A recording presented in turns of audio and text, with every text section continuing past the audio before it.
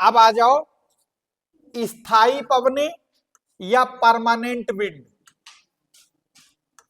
बात ना करो बिल्कुल। जैसे हम लोग कोई भी एड्रेस लिखते हो तो उस पर लिखा होता है परमानेंट एड्रेस या टेम्परेरी एड्रेस, है ना। तो उसी तरीके से वो टेम्परेरी वाली तो हो चुकी है, यानी लोकल विंड्स। अभी नहीं पढ़े? Khamsin, sirocco, Santa Ana, black roller, foehn, harmattan, doctor wind, berg, yoma, zonda, loo, mistral, बोरा, ब्लिजर्ड, ये सब पढ़े नहीं थे अभी? अब जो हैं ये वो जो हवाएं होती कुछ दिन चली गायब, और ये जो हैं 360 दिन, टेबल 365, मतलब पूरे साल। इसीलिए स्थायी हवाएं, परमानेंट विंड। इनको एक नाम और जानते हैं, सनातनी पवने भी कहते हैं, मतलब हाँ परमानेंट, हाँ सनातनी। ठीक, क्या हुआ? चलो अब देखो इनमें है कौन कौन सी। इनमें तीन होती हैं, उनके भी डायग्राम भी बना लेंगे। एक कहलाती हैं, कौन सी? बोलो, बताए थे अभी, इनको बोलते हैं ट्रेड विंड या इन्हीं को व्यापारिक पवने।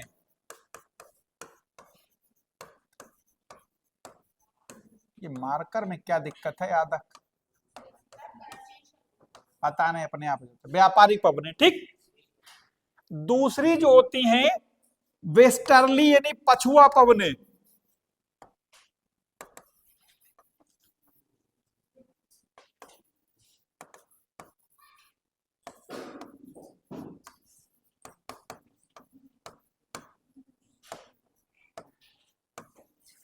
तीसरी होती है पोलर विंड।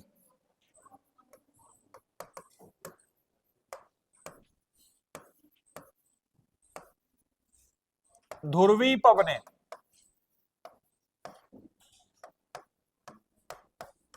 ठीक, इन तीनों को पढ़ेंगे अभी डायग्राम में, इनके नाम नोट कर लो, बाकी अभी इनको पूरा उसमें समझेंगे।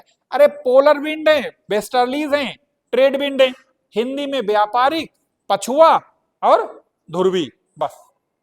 ठीक, बना लो, फिर अगली एक डायग्राम बनना है।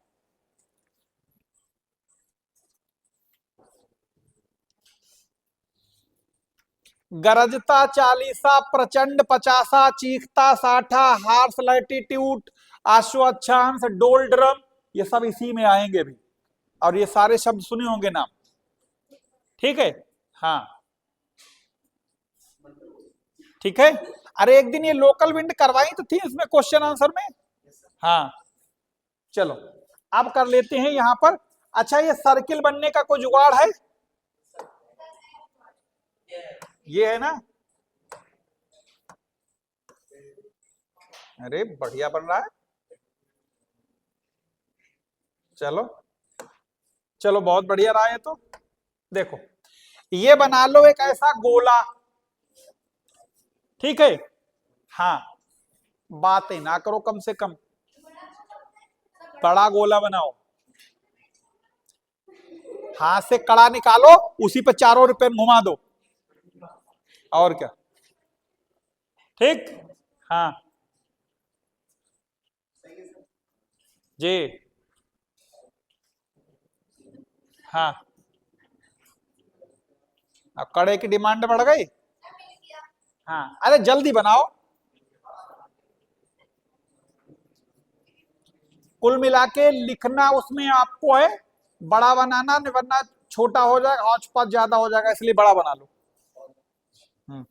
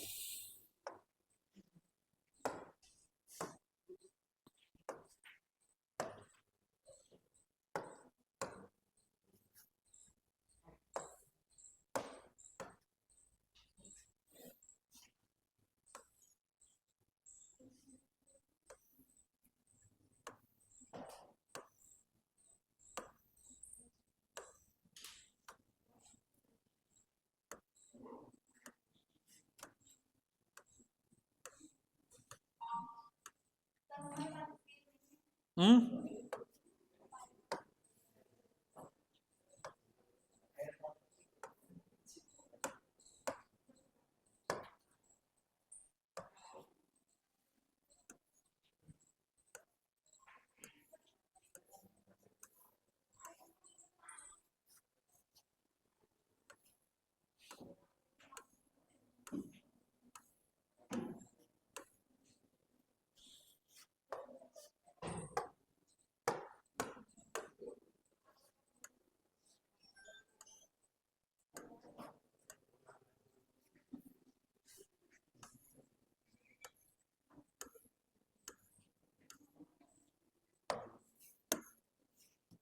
बना लो, बन गया।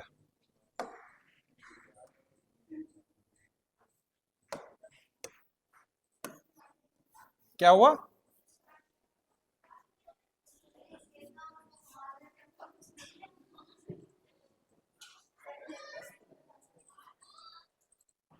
जल्दी बनाओ।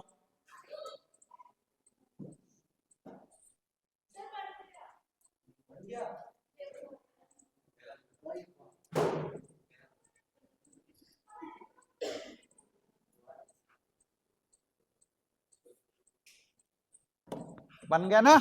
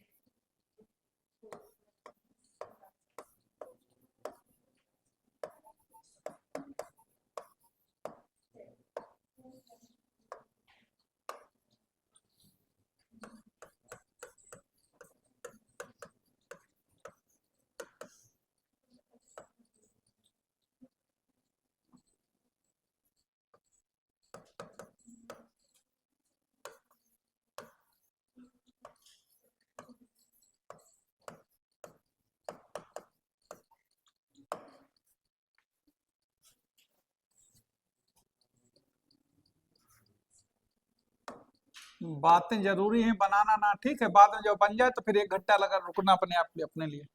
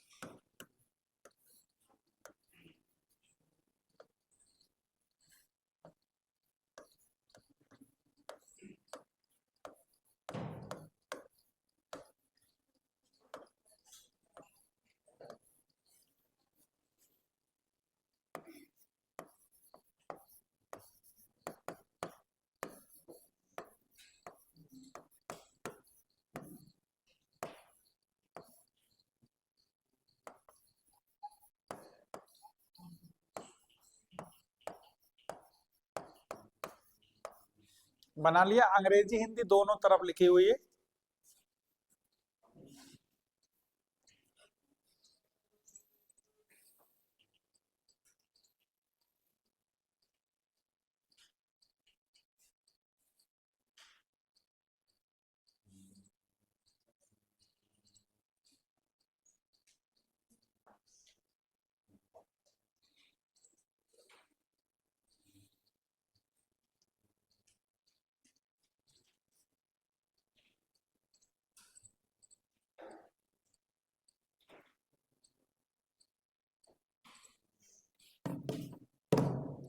बना लिया, जल्दी बनाओ।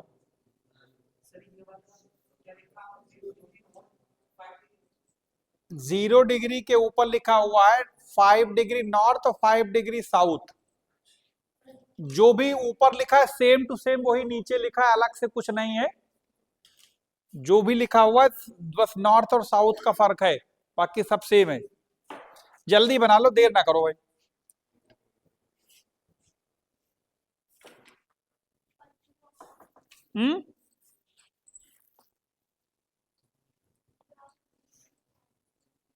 बना लिया। अच्छा, सबका बन गया। अच्छा, ये जो देखो, जो ये वाली जो पट्टी है 5 ऊपर 5 दक्षिण, इस वाले को लिख लेंगे डोलड्रम पट्टी या शांत पट्टी। इस वाले को डोलड्रम लिख लो। हाँ,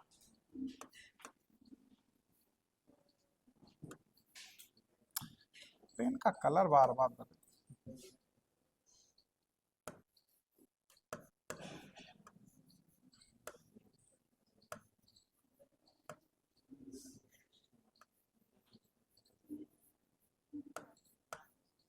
डोलड्रम पेटी या शांत पेटी।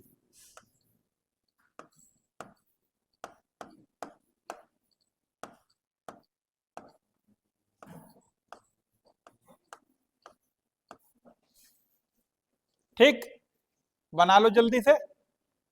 सबने बना लिया? सबका बन गया ना?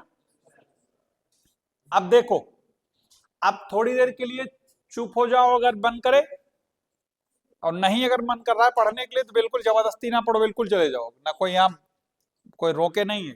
ठीक, लेकिन बैठो तो शांति से बैठो।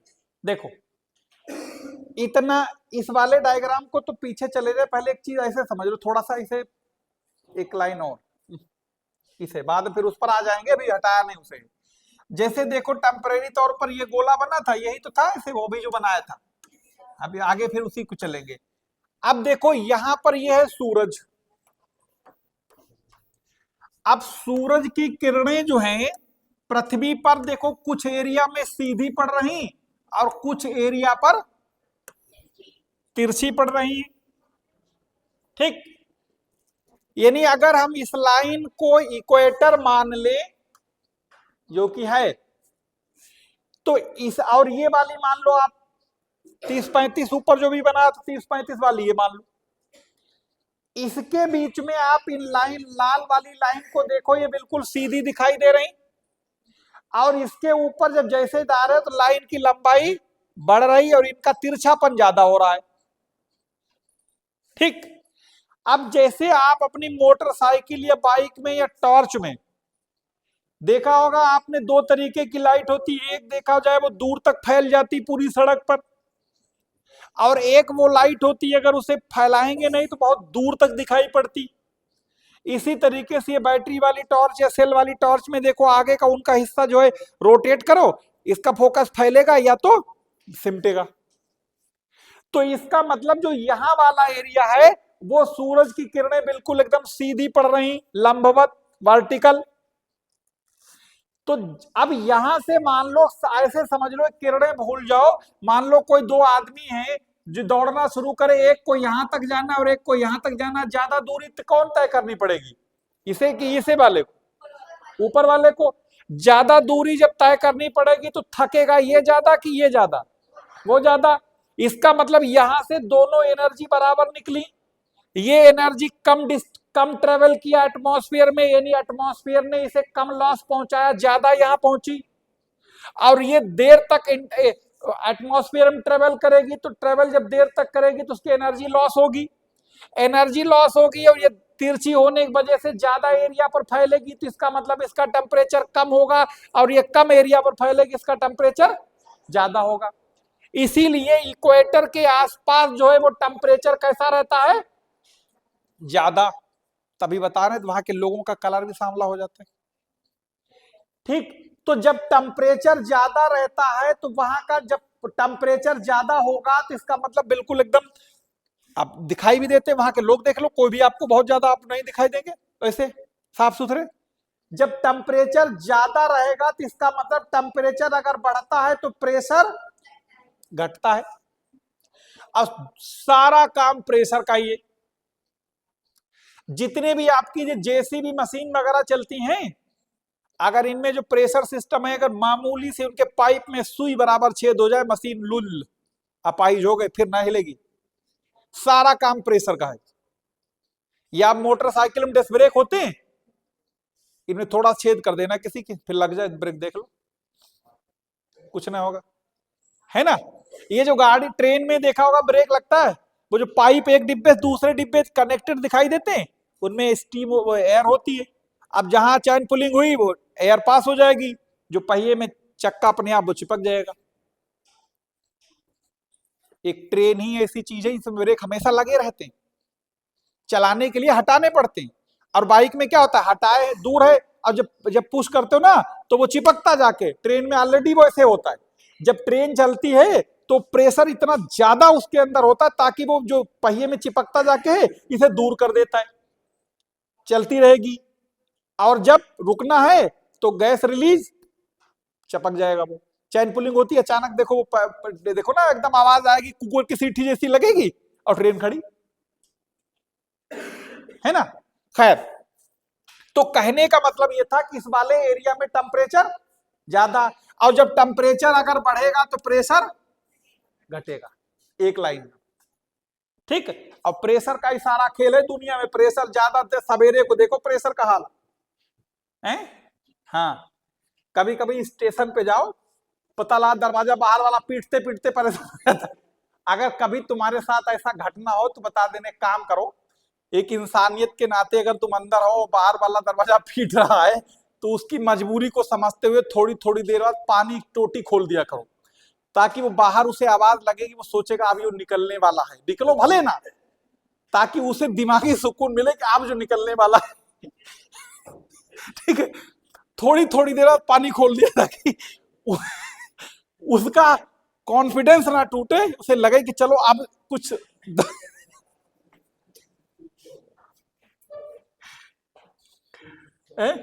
क्या हुआ है, क्या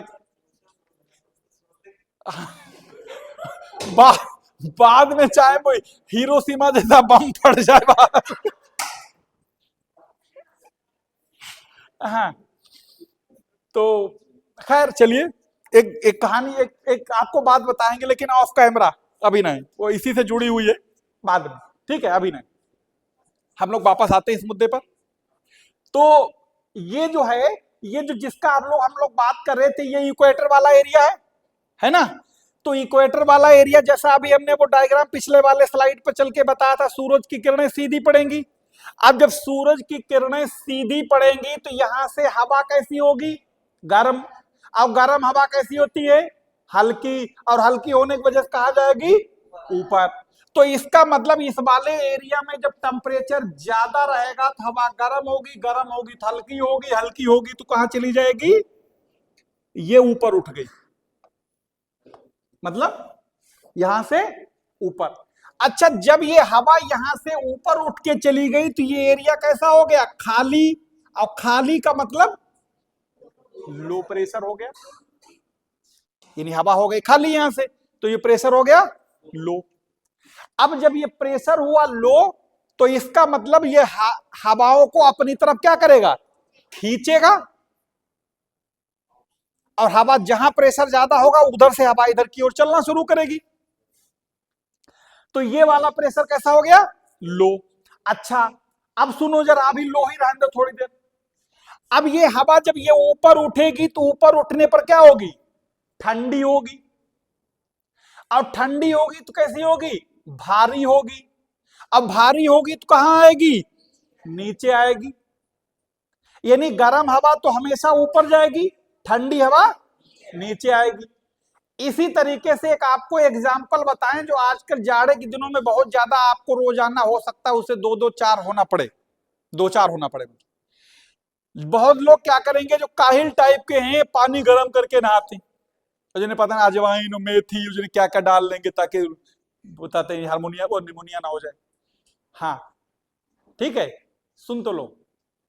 अब जब आपने देखा होगा वो इमल्सन रॉड में होता गोल गोल चक्का, पानी में डालते हो, एक तो गीजर लगा होता है, बाकी वो समझ लो गीजर ही अपना छोटा वाला सस्ता गीजर, बाल्टी में डालते हो। थोड़ी देर के बाद पता लगा बाल्टी लेके गए बाथरूम में, सोचा गर्म होगा क्योंकि आपने पानी में हाथ लगाया, पानी गर्म, पता लगा 2 जग डाले, हु कर रहे हो अंदर, क्योंकि नीचे पानी सब ठंडा ही है।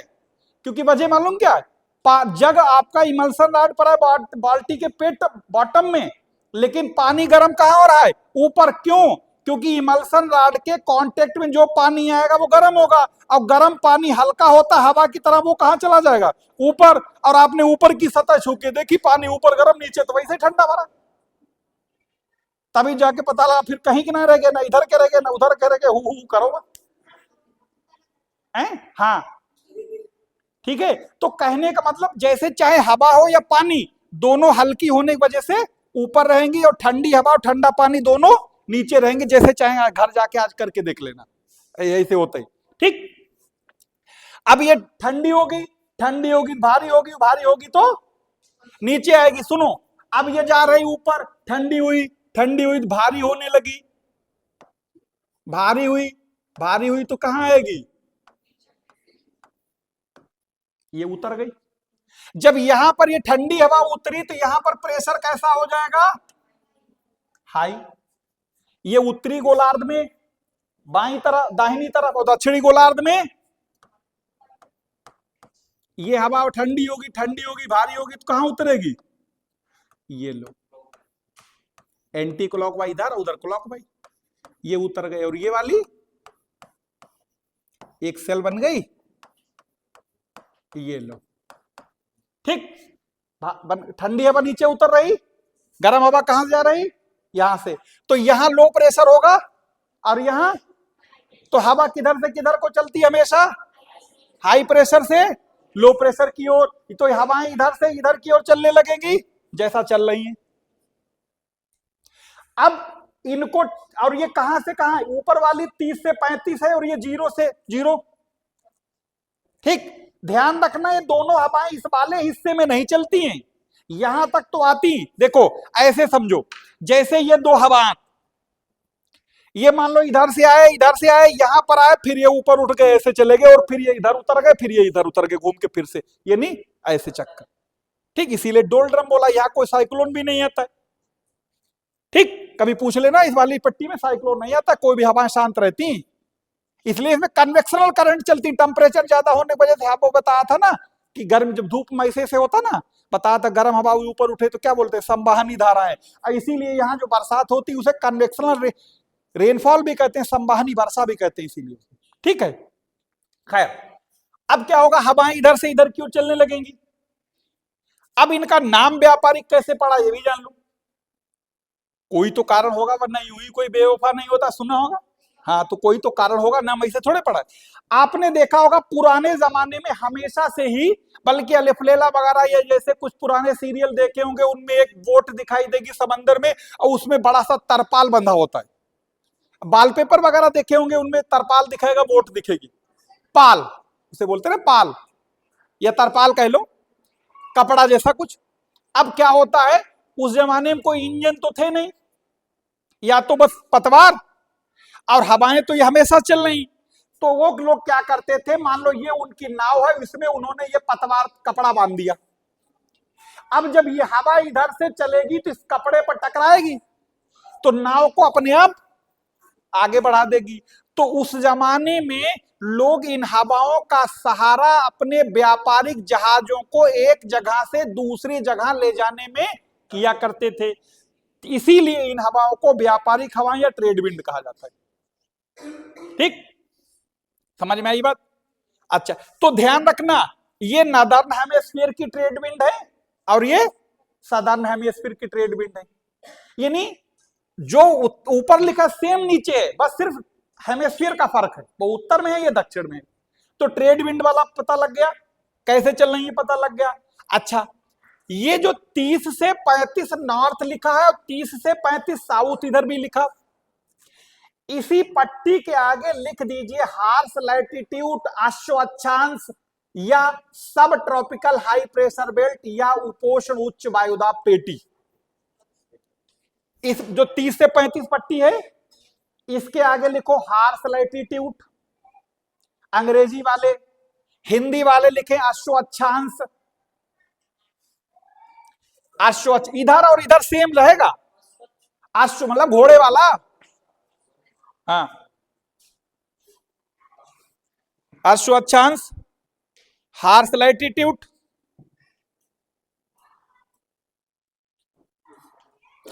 ठीक, उसी को एक और नाम लिख लो, अंग्रेजी में लिखना चाहो सब ट्रॉपिकल हाई प्रेशर बेल्ट, सब ट्रॉपिकल हाई प्रेशर बेल्ट,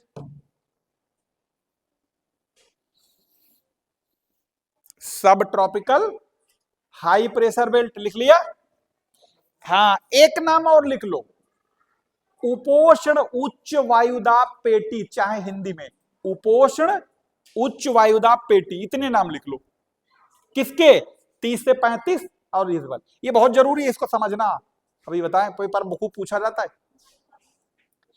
उपोष्ण उच्च वायुदाब पेटी, हार्श लैटिट्यूड, सब ट्रॉपिकल हाई प्रेशर बेल्ट, अश्व अक्षांश।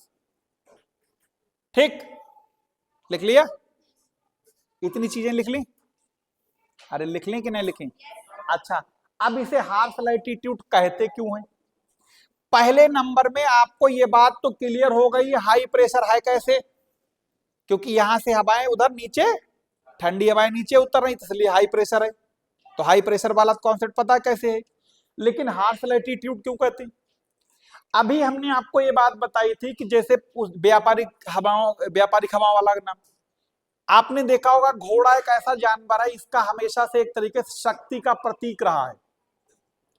किसी भी इंजन की पावर को lion power, elephant power, donkey power या टाइगर पावर में नहीं नापते, सिर्फ हॉर्स पावर में नापते। भाई शेर में भी तो नाप सकते थे, है ना, नहीं नापी जाती। यह आपने देखा होगा हमेशा से लड़ाई से लेकर ट्रांसपोर्टेशन में घोड़े का बहुत अहम रोल रहा है। और एक चीज याद रखिए, जिसकी डिमांड ज्यादा होती, कारोबार भी उसी का ज्यादा शुरू कर देते लोग। जैसे एक जमाना था जब मोबाइल आए थे, तो हर दुकान दूसरी दुकान मोबाइल दिखती थी रिचार्ज करने की। पहले पीसीओ आए, फिर पीसीओ जब मोबाइल, फिर रिचार्ज की दुकान, अब तो सब खत्म हो गए, है ना। जब से जो फोन पे आ गया तब रिचार्ज खत्म। अच्छा, तो उसी तरीके से उस जमाने में, यानी जो जैसे मान लो उनके घोड़ों के लदे हुए, जैसे घोड़े खरीदे, यहां बेचे वहां खरीदे वहां बेचे ना, जिसे आप सुने होंगे अरबी घोड़ा, जो बड़े बड़े नाम सुने होंगे, या महाराणा प्रताप के घोड़े का नाम चेतक, रानी लक्ष्मीबाई के घोड़े का नाम पवन था। तो ये देखो आज भी लोग इंसानों के नाम नहीं याद रखते, जानवरों के नाम, क्योंकि इसलिए याद रखें बहुत काम के थे वो। तो इस एरिया में क्योंकि प्रेशर ज्यादा है, आप समझो एक बाल्टी है, इसे भूल जाओ थोड़ी देर के लिए, बाल्टी में तुम एक कटोरा डाल दो, मुरादाबाद वाली पीतल वाला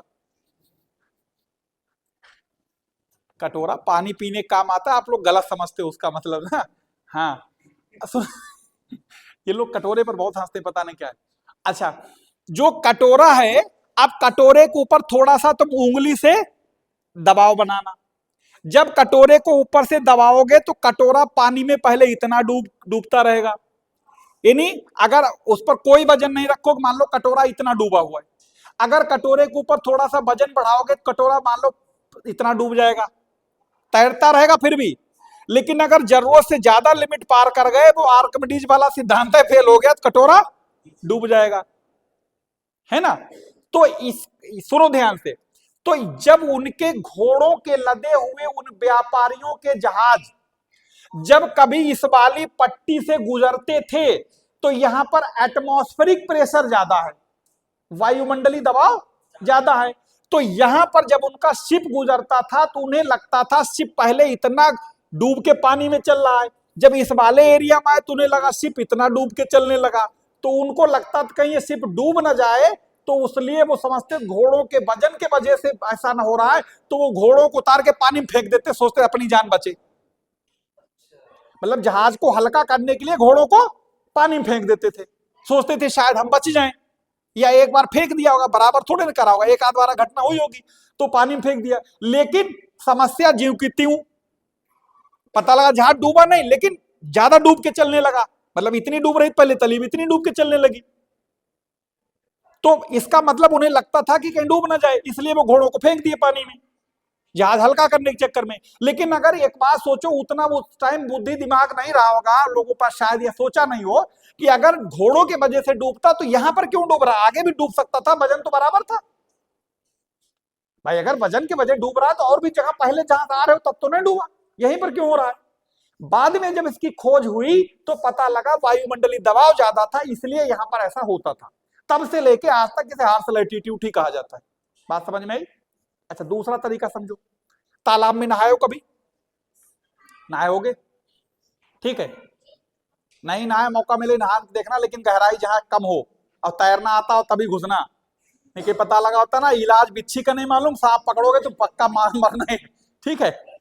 हाँ सुन तो लो, हम आपको एक बात बताना चाह रहे हैं, तालाब से उससे मतलब नहीं, अगर आप जब तालाब में घुसेंगे किसी भी पानी में, ठीक, और जब तक ना घुसना, जब तक उसका काट ना मालूम होता है, ना मालूम, भूल के ना घुसना, हम एक आपको एक बात बता रहे हैं, जो लोग नहाए हैं उनकी बता रहे हैं, आप जब तालाब में जब तक इतने इतने पानी में रहे होंगे तब तक आपको सांस लेने में कोई दिक्कत नहीं होगी, जहां तालाब में पानी यानी आपका जो चेस्ट में जो फेफड़े वाला रीजन है, जहां जो पानी के अंदर डूबा, फिर सांस लेने में देखना लगता है बहुत मेहनत करनी पड़ रही, ऐसा महसूस होता है, क्योंकि जब आप पानी यानी इतने इतने पानी में चले गए तो यानी आपका जो फेफड़ा जो वाला एरिया है, तो जब पानी में डूब गया तो पानी का दबाव पड़ा, तो फिर आप सांस लो तो ऐसा लगता है बहुत मेहनत करनी पड़ रही, और जैसे ही आप पानी में सिर्फ इतना बाहर आ जाओ, यानी जो फेफड़े वाला रीजन है ये पानी के बाहर आ गए, तो आपको सांस लेने में कोई दिक्कत नहीं लग रहा है, ऐसे चल रहा है। तो इसका मतलब वो दबाव ही पानी का होता है जो हमें ये लगता है, ज्यादा देर पानी में खड़े रहो लगता है सांस फूल जाएगी, सांस बहुत ज्यादा सांस खींचने में मतलब मेहनत करनी पड़ती है, इसलिए देखो ना तैरने में लोग कभी कभी थक जाते हैं, और थके तो डूब के मर जाएंगे, क्योंकि पता लगा हाथ पैर हिलना बंद हुए तो डूब ही जाएंगे, है ना। तो वही काम सेम टू सेम यहां पर था, इसलिए बताया था वो, क्योंकि ये चीज महसूस की होगी लोगों ने, तैरने वाली पानी वाली बात, ठीक। तो इसे क्या बोलते हैं, हार्श लैटिट्यूड, क्यों कहते थे बता दिया। अब हवा इधर से इधर की ओर चल रही, इधर से इधर की ओर चल रही, अब फिर क्या हुआ, फिर ये हवा जाएगी तो फिर यही मुड़ जाएगी, फिर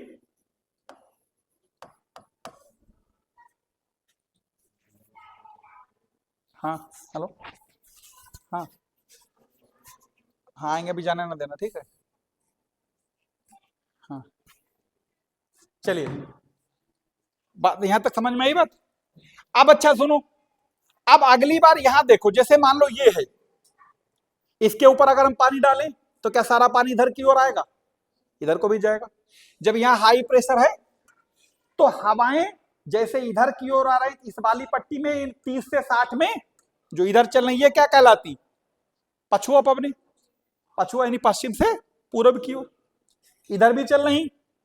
दोनों में फर्क क्या है? थोड़ा जल्दी समझिए, हमें इधर जाना है यहाँ पर। अब यहां पर तो इन्हें नॉर्मली पछुआ पवन ही कहते हैं, यहां पर भी चल रही, इन्हें भी पछुआ कहते हैं। लेकिन अभी गरजता 40, प्रचंड 50, चीखता 60 वो क्या है वो बताएंगे। अच्छा, अब अगर आप देखोगे उत्तरी गोलार्ध में मैक्सिमम क्या है? जमीन है। और जब जमीन होगी तो पहाड़ भी होंगे, पठार भी होंगे, पेड़ भी होंगे, मकान भी होंगे। यानी कि हवाएं अगर चलेंगी तो उनके सामने अवरोध बहुत है। जैसे कोई भीड़ भक्कड़ वाले एरिया में चलो तो लगता है स्पीड रुक रुक के चलना पड़ता है, और एक आगरा एक्सप्रेस वे पर चलो तो लगता है एक्सीलेटर खींच निकाल जेब में रख लो। ठीक, तो कहने का मतलब उत्तरी गोलार्ध में जो हवाएं चल रही हैं इनकी स्पीड साधारण होती, क्योंकि आगे इनके बैरियर बहुत, पता ला कोई शहर पड़ रहा है, कोई दीवार पड़ रही, कोई पहाड़ पड़ रहा है, कोई पठार पड़ रहा है, कोई पेड़ पड़ रहे हैं। यानी जो बिल्कुल भीड़ भक्कड़ वाला तुम्हारा शहर है। अब यहां आ जाओ, यहां क्या है? सुनो, अगर उत्तरी गोलार्ध में सब जमीन ही जमीन है, ज्यादातर पानी बहुत कम है। दक्षिणी गोलार्ध में सब पानी ही पानी है, जमीन कम है। और जब पानी ही पानी होगा, ना तो पहाड़ होगा, ना पठार होगा, ना मैदान, ना खेत, ना पेड़, ना पौधे, कुछ नहीं होगा। ये नहीं समझ लो दक्षिणी गोलार्ध पछुआ पवनों के लिए आगरा लखनऊ एक्सप्रेस वे, अयो तुम्हारा शहर। ठीक, तो यहां हवाएं बहुत तेज चलेंगी। अब जब हवाएं तेज चलती हैं तो ये 30 से 35 के बाद जब 40 डिग्री दक्षिणी अक्षांश पर पहुंचती हैं तो इन हवाओं को कहा जाता है गरजता 40। तो अगर कभी कोई पूछे जो गरजता 40 क्या है, रोलिंग 40 बोलते हैं। यानी हवा बगल से लगेगी, गुजर रही तो ऐसा लगेगा आवाज करती रही, जैसे कभी 100 की स्पीड से कोई गाड़ी निकल जाए तो ऐसा महसूस होगा। तो इन्हें क्या कहेंगे? गरजता 40। फिर बता दें, उत्तरी गोलार्ध में ऐसा कोई नाम नहीं। अगर कभी भी गरजता 40 पूछा जाए तो सिर्फ दक्षिणी गोलार्ध में पछुआ पवन का नाम है, उत्तरी गोलार्ध में गरजता 40 नहीं कहेंगे। हवा जब आगे पहुंची, थोड़ी और स्पीड बढ़ी, यानी गेयर बदला, तो इनको कहेंगे प्रचंड 50। लोग कहते हैं ना प्रचंड रूप इसका देखने को मिल रहा है, यानी और इनकी भयानक स्पीड। और जब 60 डिग्री पर पहुंचती तो इन्हें कहते हैं चीखता 60। जल्दी जल्दी लिख लो, हमें यहीं पर छोड़ रहे हैं तो फिर आगे बढ़ कभी के। हाँ, इन्हीं गरजता 40, प्रचंड 50, चीखता 60 दक्षिणी गोलार्ध में पछुआ पवनों के नाम है। ठीक, इन्हीं दक्षिणी गोलार्ध में पछुआ पवनों के ये नाम है। इन्हीं जो गरजता, प्रचंड, 50 ये बता, नोट कर लिया? कर लिया नोट ना? अरे 40 डिग्री पर गरजता 40, 50 डिग्री पर प्रचंड 50, 60 डिग्री पर चीखता 60। ठीक, लिख लिया? ये बात लिख ली ना? बाकी पोलर विंड में कोई खास बात है भी नहीं, और इस क्लास को यहीं पर रोकते, फिर आगे कभी मौका मिला इसी का आगे। हाँ, ये एक ITCZ कॉन्सेप्ट है, ITCZ inter tropical conversion zone, जहां पर ये दोनों गोलार्ध की हवाएं आपस में लड़ती, फिर आगे इसके बाद बात करें।